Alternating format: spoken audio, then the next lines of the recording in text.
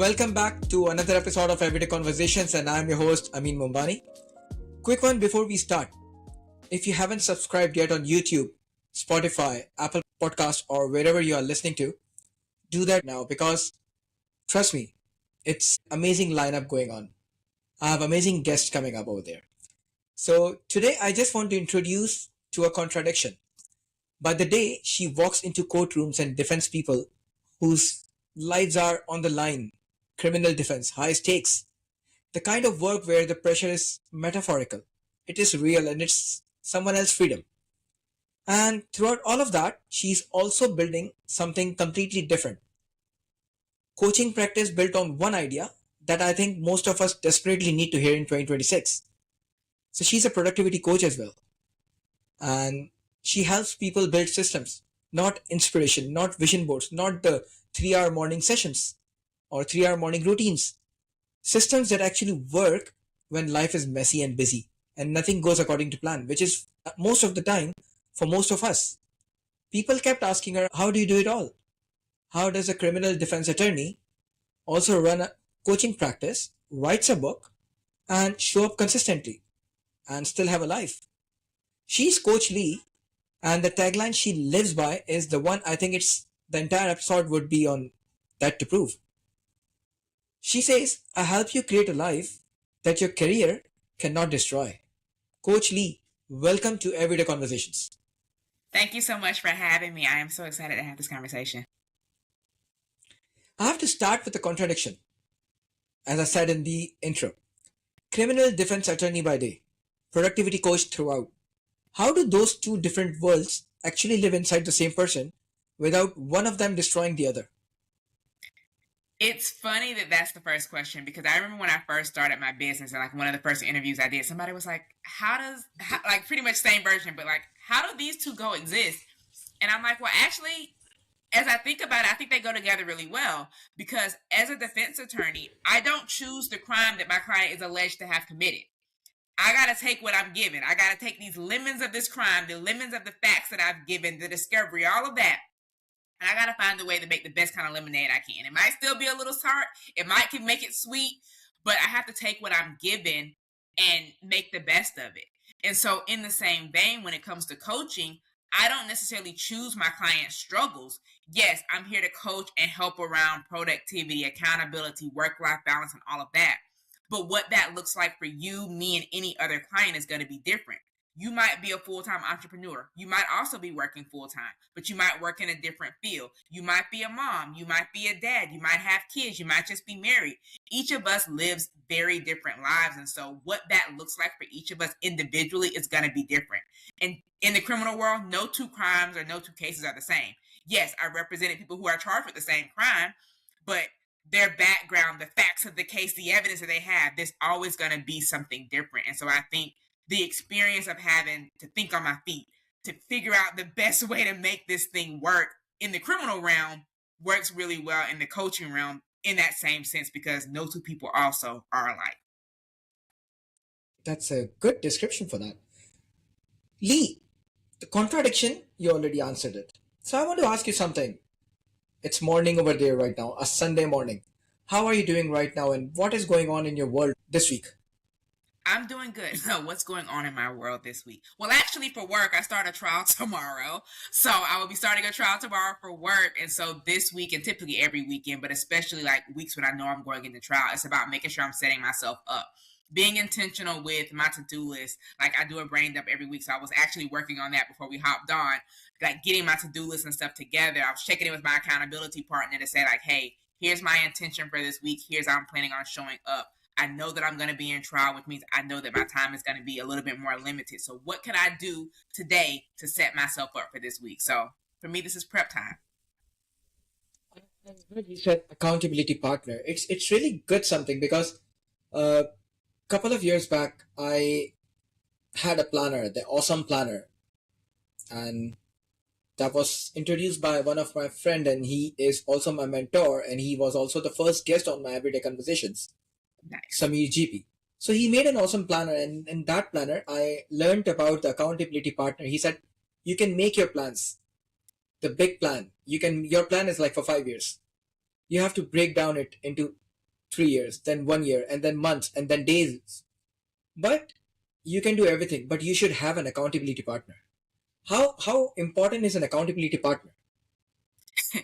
I think part of the reason why I say I'm a productivity and accountability coach is for that very reason.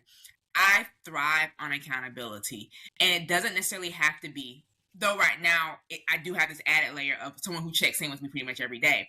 But for me, accountability is like the message that I put out in the world. So like literally when I finish my to-do list for the week, I post a copy of it in my stories on Instagram every week. And then every Saturday, I post before I go to bed the completed version of it. So you can see what I got done and what I didn't get done. And so for me, knowing that people may or may not actually acknowledge the fact that I posted this, but me putting this message out to the world saying, this is what I want to get done this week, that's the type of accountability I need. And I think with the people that I work with, especially on the coaching side, more so than the criminal side, but the people that I work with in terms of coaching, they're often the people who show up that everyone looks to as the leader, as the person who's going to get things done, that they often don't have a person who actually asks them, are you good? Do you need help? Who checks them for accountability. So for me, accountability is like pretty much the end all be all. Having someone, being that someone, but also having someone who checks in with me. And so my accountability partner, I'm currently in a mastermind. And so they assigned us accountability partners when we started at the beginning of this year. And our coach was like, y'all check in however you want, but at least make sure you check in once a week. And once we kind of talk to each other, we're both like, I need daily accountability. And she's like, me too. And so we pretty much voice note every day, throughout the day, checking in on what we're doing. And well, last week she just got back last night. Her son's getting ready to go off to college, so she was doing like pre-orientation stuff with him. And so I hadn't really talked to her in like 3 days because she's been there kind of doing that. So obviously she's been away from her business. And so like even with her voice note that she sent me this morning, she's like, if you think of anything that I'm missing, let me know. So my response voice note to her was like, based off where you left off last week, this is what I think is the importance. So I have to see what she says back. But for me, accountability is like end all, being all, like being the person to hold people accountable. People know in life, coaching, real life work, don't tell me something if you don't want to be held accountable to it. Because I'm the person who's going to be like, hey, you said you were going to do X. Did you do it? That's great. So, when I was looking at your form, and I was like, criminal defense attorney and the productivity coach. So I was just looking at my lineup of guests and I was like, I have mental health advocate, I have psychotherapist, I have life coach. And when I saw your intake form, I was like, something appealing. So I was like, why not to bring her very soon? And when I sent you an email and you replied on spot that, okay.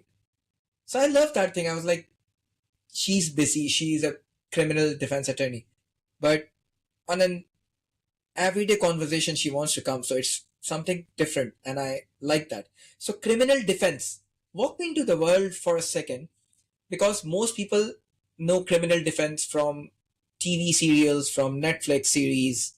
So what exactly actually it is to be a person standing between someone and the consequences of the worst moment, of their worst moment actually. Ooh, this year will be 13 years for me.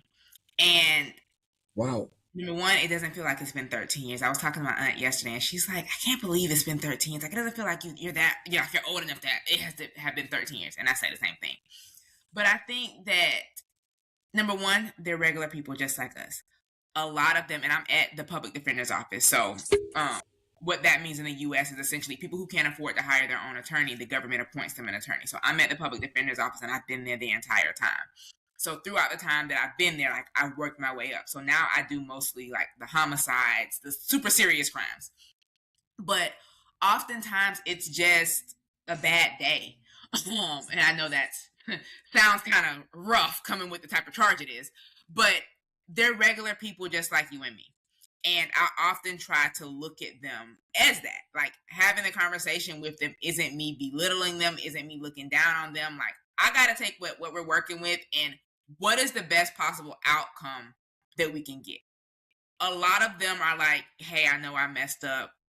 This is like, addiction, poverty, life situations, their upbringing, things like that can often come into play. And so I think when you say like, what is it between standing between like me, them, and the consequences of their action, essentially, it's making sure that their rights are protected at the end of the day. Because people can sometimes make bad decisions, but the government, cops, law enforcement, whatever the case may be, sometimes puts targets on people's backs, whether that be race, gender, geographic area, and they're looking for something bad to happen, or that it has to have been something bad and that it can be no other opportunity. And so I'm all about coming in to both play devil's advocate. Sometimes my clients don't like me. They're like, you always come and tell me bad news. I'm like, well, I got to tell you the bad news before we can get to the good news. Let me tell you all the things that are working against us so we can find the things that can work for us. And so I think that no 2 days are alike.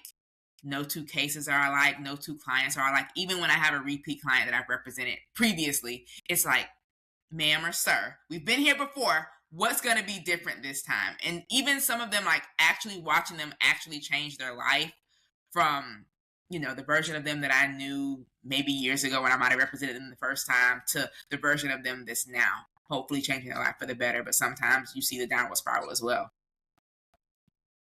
You're correct. People, those are same like us. Those are same human beings. Someone is trapped in something or other, or someone are maybe doing that because of poverty, because of some pressure, some domestic pressure on them. So that's a good thing that you are helping some people clearing out, and maybe at the end they have converted them from criminal to a normal being. That's the goal. You said something that people kept telling you. You should be a life coach. You are so motivating. How you do it all? At what point did you stop brushing that off and actually listen to them? March of 2020, the pandemic. That changed everyone. That bring up everyone their inner things and let them do something for everyone. Actually, I think. Yeah, for me, it was when people have been telling me that for years. I'm like, yeah, I get it. Like, I hear you. Number one, I didn't see it, but also, I'm a full time criminal defense attorney. And at that time, I was doing basketball as well. So I officiated basketball. So, like, refereed basketball. So I did that pretty much every day after work from like October to February. And then in the summertime, there would be tournaments. So, like, all summer, I would be Saturday and Sunday doing games from 8 in the morning to 4 in the afternoon. Like, I literally did not have time. And so when they were like, you're motivating, you're encouraged, you should be a life coach. And I'm like, with what time? Like, where am I going to do this? How am I going to do this? Like, I literally don't have time to add this entire thing, not even knowing what it was, to my plate. But March 2020, literally like week 1 of the pandemic, thankfully I didn't lose my job, but obviously we were sent home to work and we literally had to come into the office 1 day a week, if that. And so because people are, taking care of kids, all of that, they're like, we don't care when you log on, just get your work done. I'm naturally a morning person, so I still pretty much kept my same work routine. I would get up, I would work out, go for a walk, log into work. And so pretty much by lunchtime every day, I'm like, I've done 8 hours of work. Not that they were necessarily caring that we did 8 hours of work, but I've done the work that I need to do for the day. So like I'm logging off. So every day come noon, I'm logging off and I'm like, okay, I've watched Netflix, I've watched TV, I'm reading books, I'm doing puzzles, I'm checking in, texting, co-working with people. I'm like, I need something else to do. So those thoughts started coming back to me. And then, when you start thinking about things, your phones are listening. So every time I started opening Facebook and Instagram, I'm seeing all these ads for become a life coach, become a life coach, become a life coach. And probably the attorney in me is like, if I'm going to do something, I'm going to do it right. So I signed up for a couple of the different webinars to figure out like what even is a life coach. Like people have been telling me I should be a life coach, but I don't even know what that actually is. And so the coaching program that I ultimately went through, I made it halfway through the first video.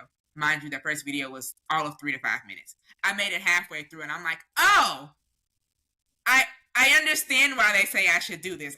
I guess I have been doing this. And so from that point, I was sold. Like I was like, all right, I'm all in. March 2020, you said you pick up this productivity thing, an accountability coach or life coach. 13 years since you are an attorney. So did you ever felt that these two careers were in conflict sometime? No, in the sense that when I first became an attorney, I was like, oh, by the time I turned 30, which would have been about 7 years of me practicing law, I'm going to open my own firm. March of 2020 is also the year that I turned 30. So I had started in like 2019, like late 2018, most of 2019, I had started going back through like my law practice management courses that I took in law school, looking up the process of opening your own firm.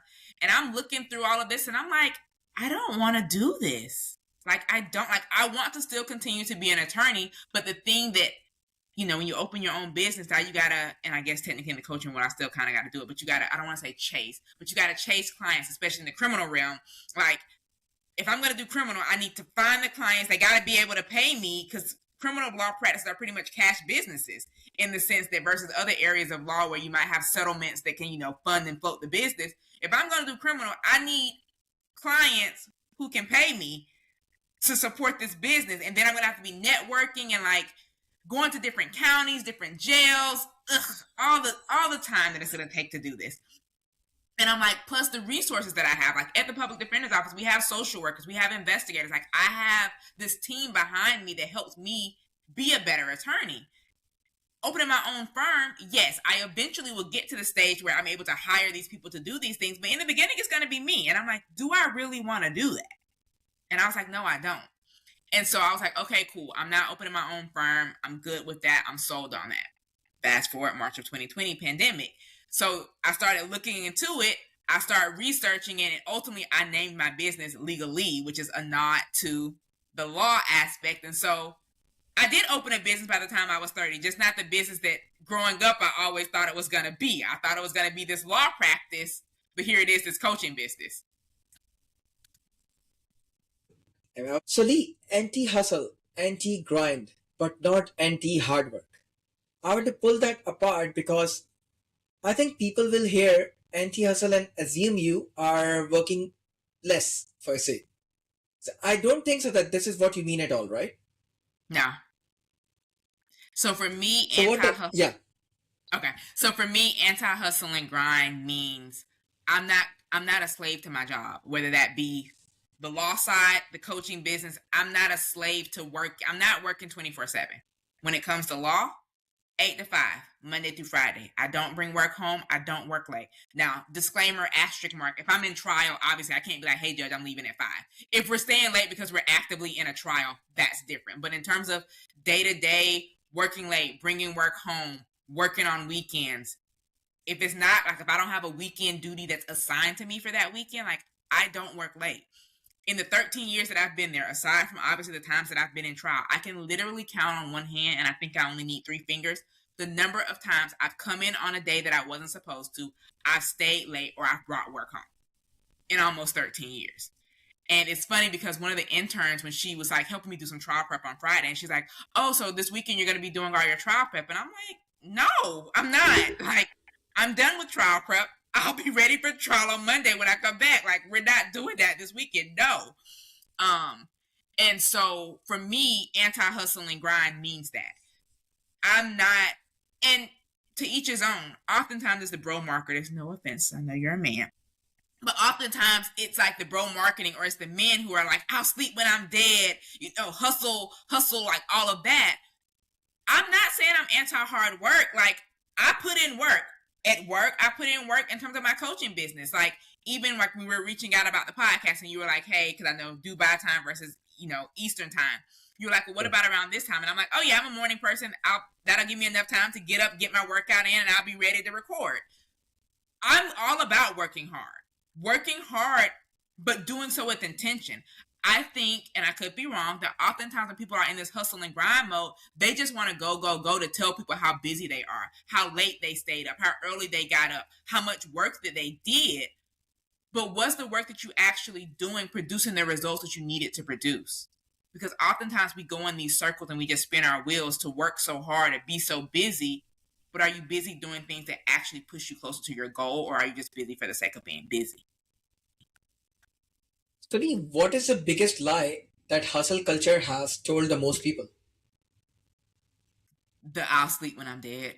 That like you have to go 24/7. You have to sacrifice everything in order to hit this goal. I view life as the duality that it is. You can have goals, pursue goals, have these passions, have this purpose in life, but still have this work-life balance, whether that's entrepreneurship, full-time career, whatever the case may be. Like this year, I've gone on vacation once a month. Now, when I came into 2026, that wasn't the intention. That wasn't the goal. A lot of these things were already on the calendar. And I just was like, well, I guess this is what we're doing this year. But with that, I've still been able to leave work at work, not work when I'm off. Like, I've still been able to do that, but I've still shown up in my business. And I would say for me, this has been like the best year of business for me because I've gotten clearer on my messaging. Like, I joined this mastermind, and the mastermind is having me do this extra work. They're changing things. Like, I'm getting a CRM set up for the first time, like doing all this stuff that I didn't know that I needed. So I'm putting in the work and I'm showing up, but I also been on vacation. I also still have been prepping trials and, going to trainings for work. I've been living this literal duality of life, and I don't feel that I've had to sacrifice to do it. You simplify productivity, which sounds obvious, but most productivity advice is anything but simple. What does simplifying actually look like when someone comes to you and completely overwhelmed, they comes to you and they're buried?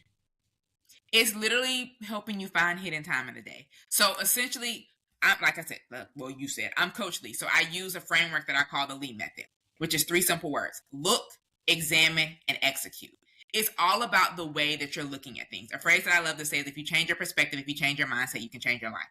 Perspective is how you look at things. So how are you looking at your ability to be productive? What are your thoughts around productivity? Are you thinking that it's so hard? Because if you do, as a result in life, that's how it's going to be. So for me, simplifying productivity is really about helping you to see where you have time for these things. So often we say, I wish I had more time in the day. I wish I had time for this. But how often are you also watching an entire season of Netflix in a weekend?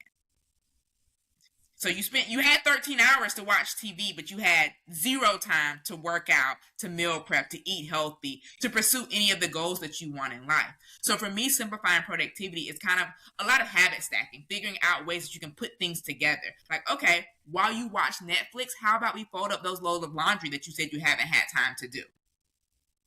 I don't have time to call my family, but you have this hour-long commute to and from work. What if you use some of your commute time to call? Like, what things can we put together to really show you that you do all day? We don't have problems as humans doing. We do all day long. But are we doing the things that are going to actually help make us better, actually help us to show up as the best versions of ourselves as we continue to grow and to improve? So it's all about priority, right? So to-do list, because when you said that people want to watch like 13 hours of Netflix binge they're doing, but they're not doing their work which has to be done. So to-do list, everyone has like one to-do list or more, but sometimes it makes them feel worse. What do you think people are doing wrong in that? They're not breaking down the to-do list. So often the things that we have to do are like mini projects, but we don't break down the individual steps. Let's use laundry, for example. Washing clothes isn't just washing clothes. You actually have to wash the clothes, dry the clothes, fold the clothes, put up the clothes, and maybe putting up involves both folding in the drawer and hanging up in the dresser, depending on what it is. But we just say, I need to wash clothes this weekend. But really, washing clothes is 4 steps, 5 if you want to count like the sorting, the washing, the drying, the folding, the putting up. And you wonder why you get overwhelmed. Oh, I need to cook for the week.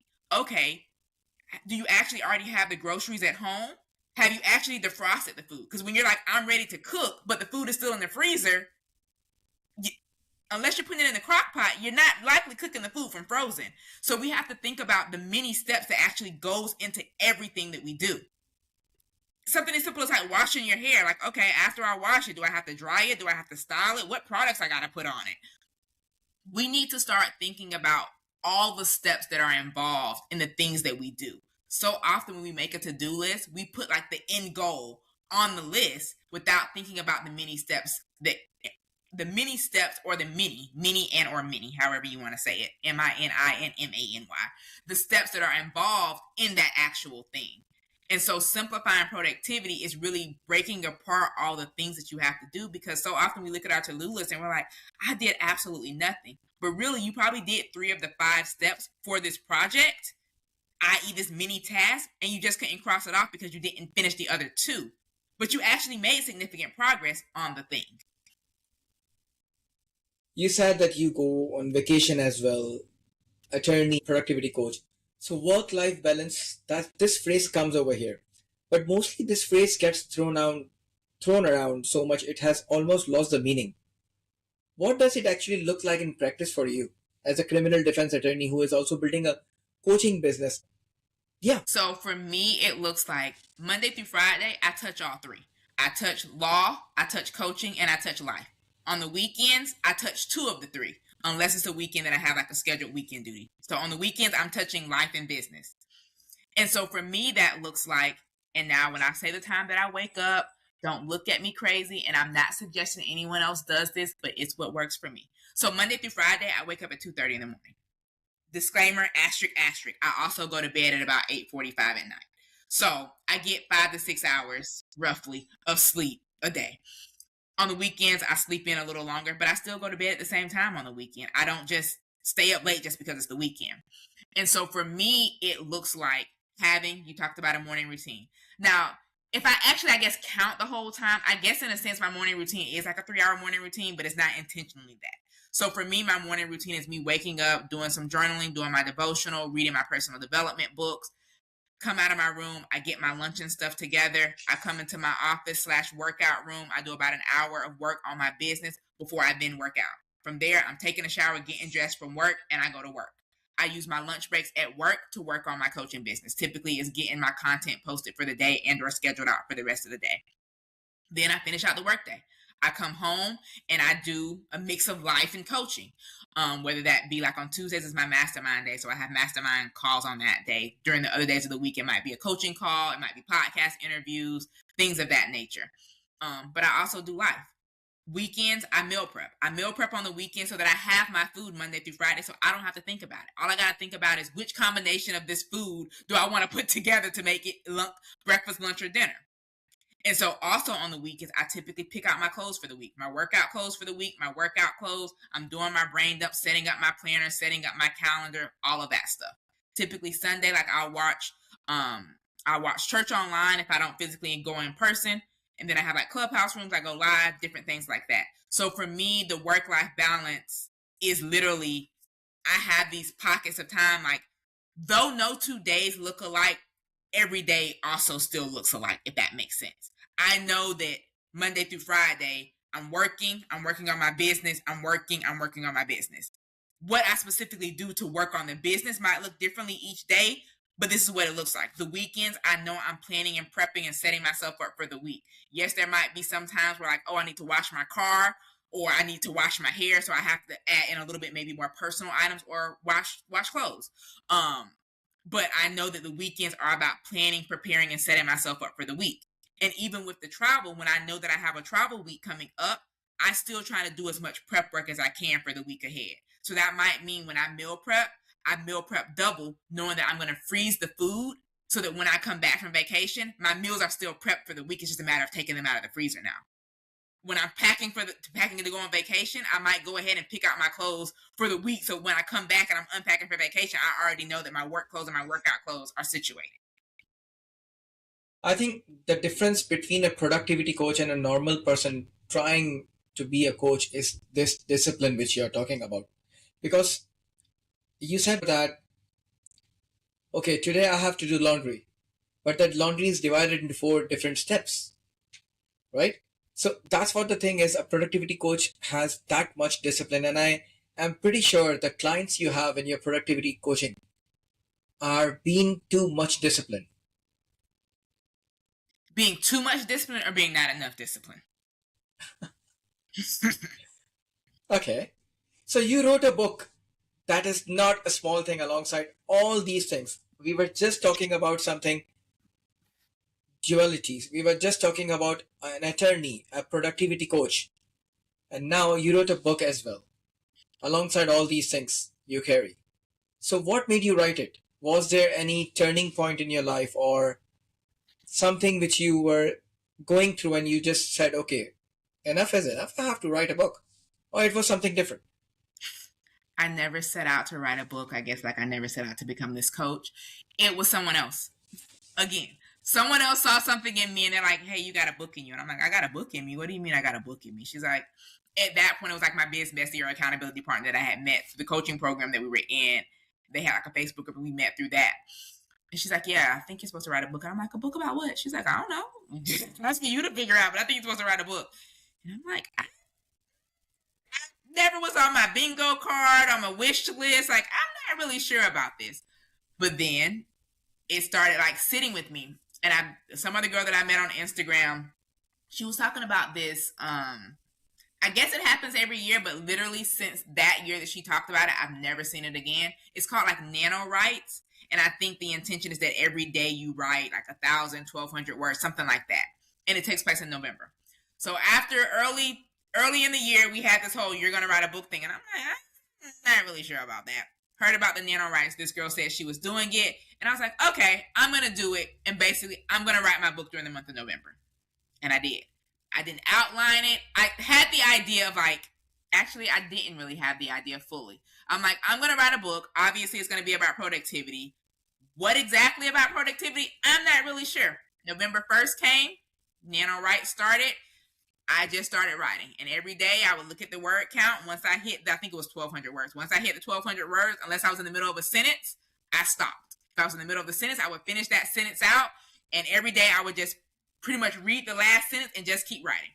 I had no idea really what I was writing. It wasn't really outlined, and I just kept going every day. And like when I thought I was done, because I'm like, I don't feel like I have anything else to say, like I kind of went back, and I'm like, okay, that's where the Lee method came from, like the look, examine, and execute. I was like, okay, well, now that I've kind of outlined the framework, maybe I should give them like some activities that they can do to apply this, because though I'm writing a book about productivity, the way in which everyone applies it, which is the whole thing that I'm telling you to do, is don't, it's almost like a do as I say, not as I do type thing. Because if it's going to work for you, you have to apply this to your life. And I think that so many books, and I don't mean that they do it with bad intentions or anything like that, we sometimes read these personal development books and we try to do exactly what the author says, but we don't take into account that for many of us, the author is a full-time writer or has this larger platform than we likely have, and they have all this additional support that we might not have. And so when they're saying they do all of these things, practically speaking, what that looks like for them is much different than it looks like for us. And sometimes we don't even know the help and support that that person has. And so we're assuming that they're doing all these things, and we're beating ourselves up when we read their book and try to do what they say, not realizing that they have a chef, have a housekeeper, has a nanny, has whatever the case may be that helps make their life easier. Like, yeah, we got the same 24 hours, but how many people you got helping you with your 24 hours versus how many I got helping me with mine? So what is the title of your book? Lee's Laws of Productivity. I'll put that down in the show notes as well. I want to ask you something. You said you help people create a life their career cannot destroy. This sentence implies that the careers can destroy lives. Have you seen that happen? Or has it ever come close to happening to yours? For me, I won't say that it has, but I guess I can think of a time that it came close. So for me, when I knew, like, I've known since middle school that I wanted to be an attorney. And pretty much shortly thereafter, probably by 8th grade, I knew that I likely was going to go to the public defender's office. Though I had the idea that I was only going to be there for a few years and then open my own firm, I knew that, historically speaking, public defender's offices, your caseloads are high, they're often stressed, people like to call us public pretenders, that you're not a real lawyer, all of those things. So I came in knowing those things. Like, I went through law school knowing that I'm likely going to the public defender's office. These are going to be the things that are against me, but I'm changing my perspective on it. I'm going to be the attorney that people are like, oh, that's a public defender? Like, I didn't even know that. Like, number one, we are real lawyers. We go to the same law school that the private attorneys go through. They likely came through our office before they opened their own firm. But I knew going in that there was going to be this potential perception of me as a public defender, as well as the caseloads and how that often leads to working late, bringing work home, and all of those things. I went in knowing that, but like, that's not going to be me. So if that's not going to be me, what things do I need to put in place to make sure that that doesn't happen? And so I went in with that mindset, and I went in with that perspective. Now, in the 13 years, I would say that I've come close to burnout once, and I literally felt it. And for me, I had been in back-to-back trials between my own trial and sitting with my coworkers, because at the time I was the lead in the division. So oftentimes if my supervisor wasn't available to sit on a person's first trial, I had to do it. Or I was asked to do it. That was kind of like the part of being an A. And so I remember like being like, I had just finished a trial, and the next week I was sitting on a trial with my coworker. We're like halfway through the trial, like we're in jury selection, and she's like, I think the state's going to drop the case. And I'm like, normally my coworkers know, if it's after 5, don't call me, don't text me, don't bother me. I will see you the next day. I was like, if they say they're gonna drop it, let me know because I'm taking off tomorrow if they do. Like, I need to decompress. And I told my boss, if they drop this trial, whether it's in the middle of the night or early in the morning and I wake up to it, I'm not coming to work the next day. And she was like, okay. But she also knows me. She knows that I have nothing on my calendar. I'm not just calling out with work to do. My coworker texts me. They just dropped it. And I think she might have even emailed me a copy of it's called a no process, the paperwork showing that they dropped the case. Text my boss and I'm like, I'm out tomorrow. And she's like, rest. And I think it happened to fall on a Friday, so that gave me a long weekend. But I knew that I needed a break. And I was going to show up and put in the work until I can get that break. But I felt that, like, if I don't get there, something's going to happen. But now, as a result of that, I've started also implementing more things in my workday to help me to reset. Like, I go for a walk in the middle of the workday. My coworkers know, like, has she went for her walk yet? Okay, that might be why she's a little antsy. They know that I get hangry. They know, like, if I'm in trial, which probably is a bad thing to do, but like when I'm in trial, I choose a walk over eating lunch. If I don't have time to do both, I'm choosing the walk because I need to reset my brain. I'll grab an apple while I go out to go for a walk. And so sometimes they'll be like, hey, you going for your walk? Do you want me to take your lunch out of the refrigerator or put it in the microwave and heat it for you? And I'll be like, yes. Like, if I get 3 bites of food before I got to go back to court, cool. But I need this walk more than I need this food to make sure that I can function. And so those would be the two things of, one, coming in with that mindset, and 2, the example of almost hitting burnout, and then 3, the things that I've kind of started to make sure that I have across the board to not let that happen. And I think so it's necessary to vent out yourself, to reset your life actually. Consistency. Yes. You are known for it. And nobody talks about what consistency actually costs. The days you did not want to show up, the days the system felt pointless. What has consistency asked of you that you did not even expect to give? I think consistency comes down to a decision. Oftentimes we look for motivation sometimes to do the thing. But when it's hard, you're not going to always be motivated. Like, I don't wait to feel motivated to work out. I know that I work out every day. It's a decision. And so I think that when it comes to showing up and being consistent, it's a decision. But also, consistency does not have to mean every day. Consistency can mean maybe, like, I consistently meal prep, which is once a week.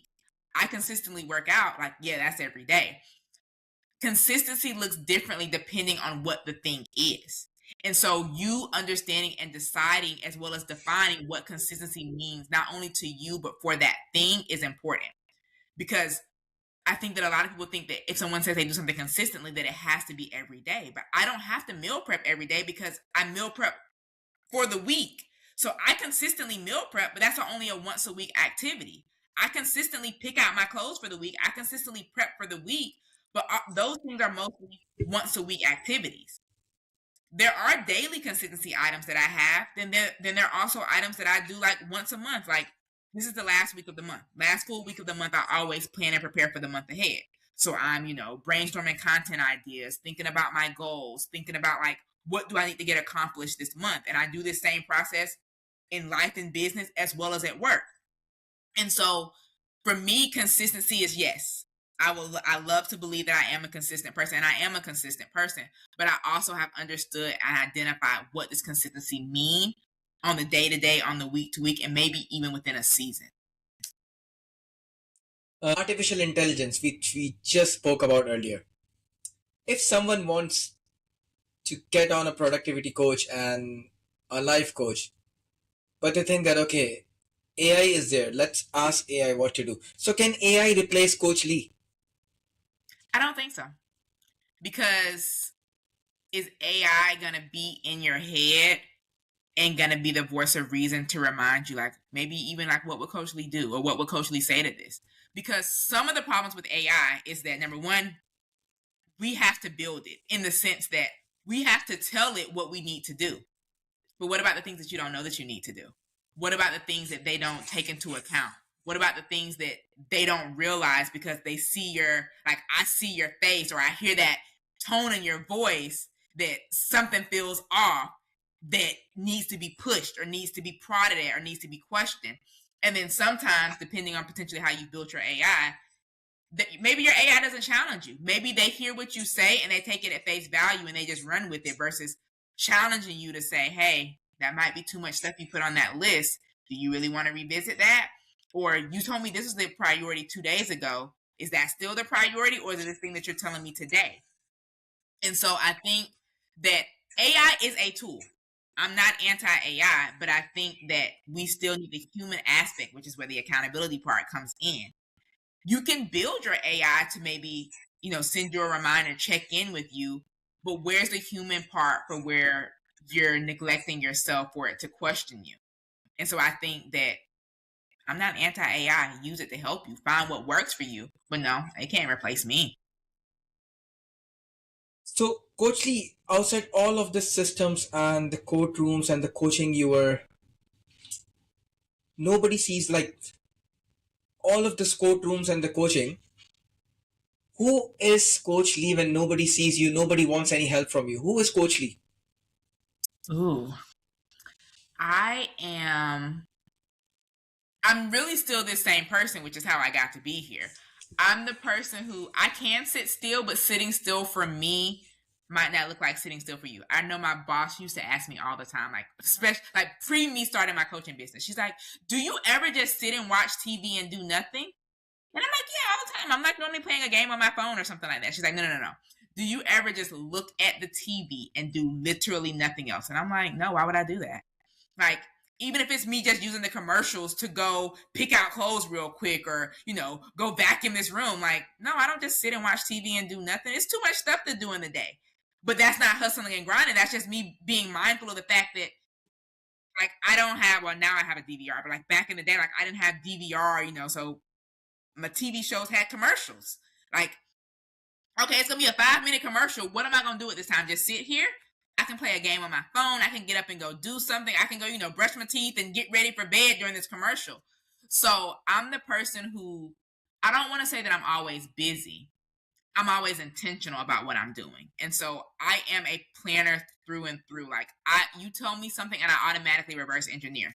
Even when we were setting up this podcast interview, when you were like, hey, this time, so what about morning time? And I was like, hey, as long as it's any time before this time, I'm good. I'm a morning person. You set the time and I was like, bam, I know that I have enough time to wake up, do my morning routine, get my workout in, get my run in, and be here for this podcast interview. And still, when I finish this, roll into the rest of my day. I automatically reverse engineer. So when someone tells me something, it's the end result. And I reverse engineer to make sure that it's going to fit in my life, in my schedule. So I guess I live and breathe this, but not in a way that it takes over my life. It is my life, but not in what I perceive as an unhealthy way. I think it helps me be the person that I am and to show up in the way that I do and to be a model, even when I wasn't trying to model consistency, even when I wasn't trying to model productivity. So I'm just me. So I am legally me. When I was asking about what time you will be available, because I know that Eastern time and the Middle East time is totally different, and I was like, I'm getting a very good guest from North America. I have to be on their time. I said, what if she says that she's available in the weekends evening?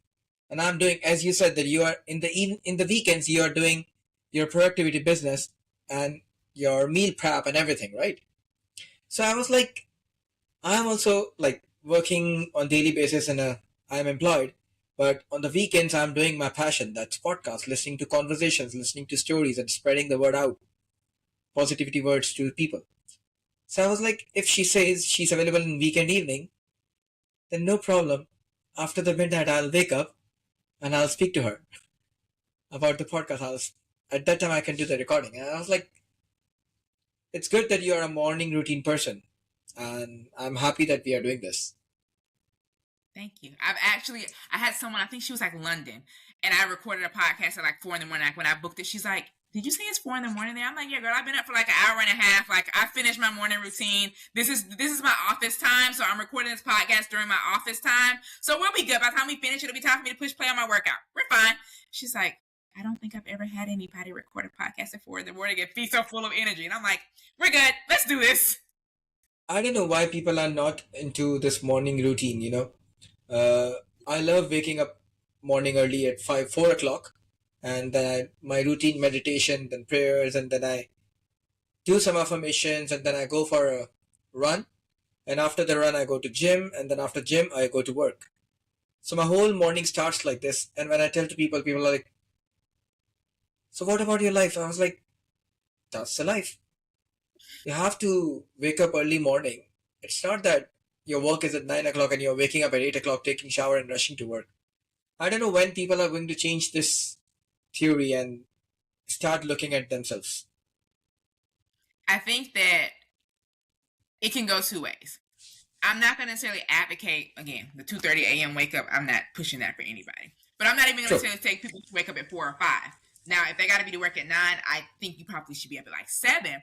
But maybe for you, it's not waking up and going to the gym. Maybe for you, it literally is just a slow morning to start the day because maybe you're not a morning person. But I think that that's the important thing is understanding what works for you. Like I used to work out in the evening, but then once I realized that sometimes trials roll after 5 and things of that nature, do I really want to still have to go to the gym once I leave work after being in trial and all of these things? No. And so then that's how I moved to the morning time. Like I didn't just start waking up at 2:30 in the morning out of nowhere. Like I used to be like a 6 o'clock, and then I slowly kind of started adding stuff to my morning routine, and then I was at like a solid 4 o'clock. And then pandemic time started this coaching business. I was like, okay, well, where am I going to have time to do the back end stuff for the business, my own personal development, responding to emails, doing the stuff that my clients need me to do if I'm coaching in the evening or on podcast in the evening. And so that's how I slowly moved it to the 2:30 a.m. wake up time. And it still felt good and gave me time to take care of what I needed to take care of. So I'm not going to say that everyone needs to wake up at 4 in the morning or 5 in the morning. I do believe that everyone needs some sort of morning routine. And maybe your morning routine is literally you sitting down with a cup of coffee and planning out your day, or, sitting down with water. I'm not a coffee person, but I know everyone likes coffee.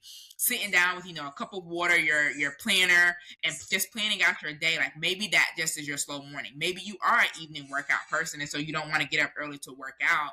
So I'm not going to say that everyone needs to wake up, 4 or 5 in the morning and truly have a morning routine. But I do think that everyone should wake up early enough to where you're not rolling out of bed, brushing your teeth, throwing on clothes, and running out the door.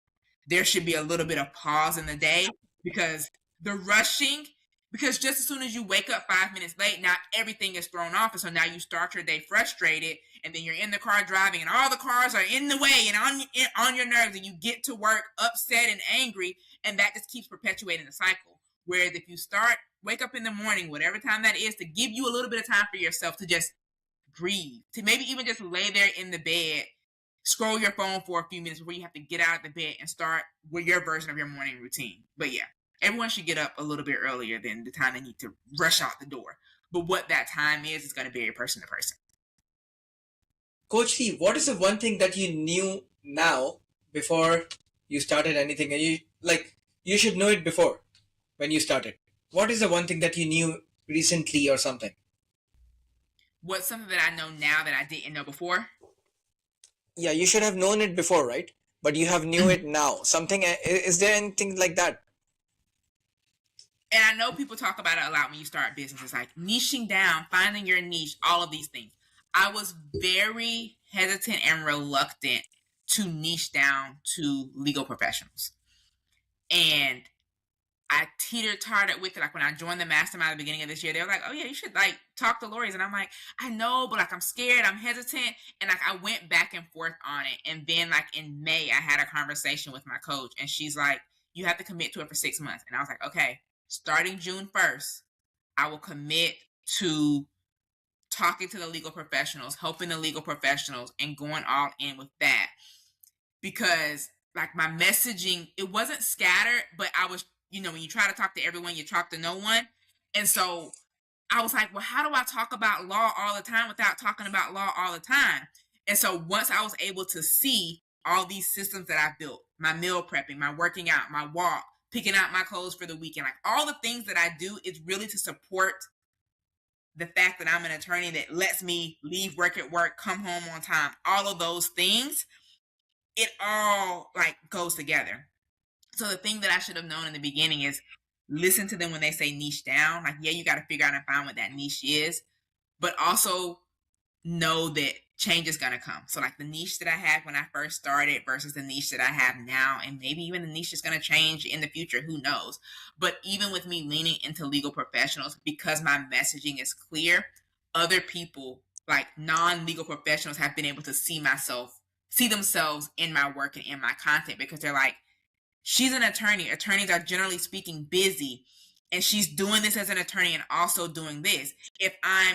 And when I say just, I'm not minimizing what they do. If I just work full time, why can't she help me? If I just am an entrepreneur and I have much more time than she does, of course she can help me to figure out how to organize my time, because I have more time than she does.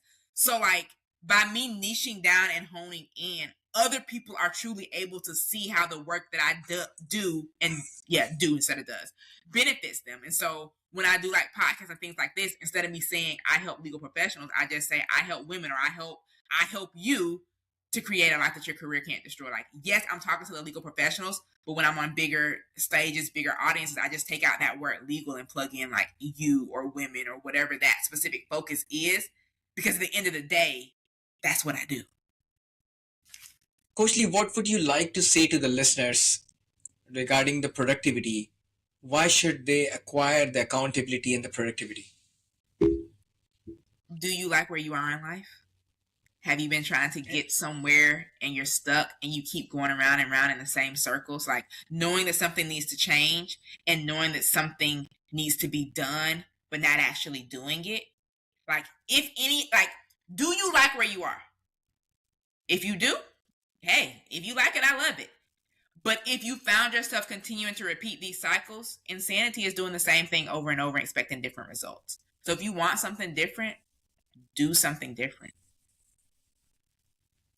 Coach Lee, at the last, before the closing remarks I were to give for you, I have something very interesting for you. You teach productivity, you build systems, you help people get organized, stay consistent, create structure in their lives. And you told me something that your desk is a complete disaster. I need you to describe what is on your desk right now in detail, because I think the people who teach this are the best always. Or I can say that they are the ones who are still figuring out at least one part of it themselves. So tell me something about your desk. Well, let's see. I can maybe show you some of the piles that exist. So I think we are going to see a proper demonstration, right? Yeah, we've got piles everywhere. It's an organized mess. And for me, it's working chaos. I can't always work in chaos. But because each pile means something, I'm only working from one pile at a time. Now, when the piles start mixing together, I get overwhelmed and I'm like, give me 10 minutes to clean my desk and let me set myself up. I'm much better at work at doing this than I am at home, in all honesty. So at work, every Friday, before I leave for the day, I typically try to clean my desk and like make my nice piles. Because when I'm working and you're focused, you just start moving stuff around. So at home, because I'm in here every day as opposed to work, I'm not there on the weekends, because I'm here so much at home, some of these papers go back and forth with me to work because I use my lunch breaks to work on my business. If I'm pulling from a different pile every day to work on at lunch at work, when it comes back home, it just gets thrown somewhere. And so, but it does get to the point to where I'm just like, almost like throw everything away, put it all on the floor, get it out of the way. There are some piles on the floor as well. I will be honest and tell you that as well. But I have my constant is my planner. That is literally in the center of my desk, and everything else flows out around me. So yeah, my desk is a mess, and I've been putting it on the to-do list to clean it every week, and then I do, but then something new happens. Like I just came back from Tulum, for my mastermind, and so coming back, they gave us papers and stuff that we worked through there. So then I'm like, throw that on the desk. And now I'm like, I did the work with that. I got to go back to it, but that's not on this week's to-do list. So I'm just going to put that in a pile. We'll circle back to that pile later. It's amazing conversation with you, Coach. I would say that a criminal defense attorney who defends the most vulnerable people in the most high stakes moments of their lives and then goes home and helps everyone else building a life that actually works for them. Coach Lee does not teach productivity because she has everything figured out. She teaches it because she figured out the part that matters. And that I've read about me that you always keep on saying that I love my family, I love my colleagues, I love my people. And then at the last you mentioned as well that your family is the ones who are coaching under you and you love to coach them and you love to see them grow. And that was your message everywhere I saw. And it's the same message that you have been living every single day across two careers, a book and a coaching practice that is changing how real people are, busy people are, and overwhelmed people are. So all of your details I will be putting down in the show notes below. Your book, your website, how to get in touch with you for productivity, for criminal defense if someone needs something. I would say you do not need more motivation. You do not need a perfect morning routine. You just need a system. And you need to restart. You need to start your system. That's all. Thank you, Coach Lee. Thank you so much. And to all the listeners out there, just I would say thank you so much for listening to me. Subscribe the channel, and I'll see you guys in the next episode. Goodbye. Thank you, Coach Lee. Thank you so much for Thank you amazing for me. conversation.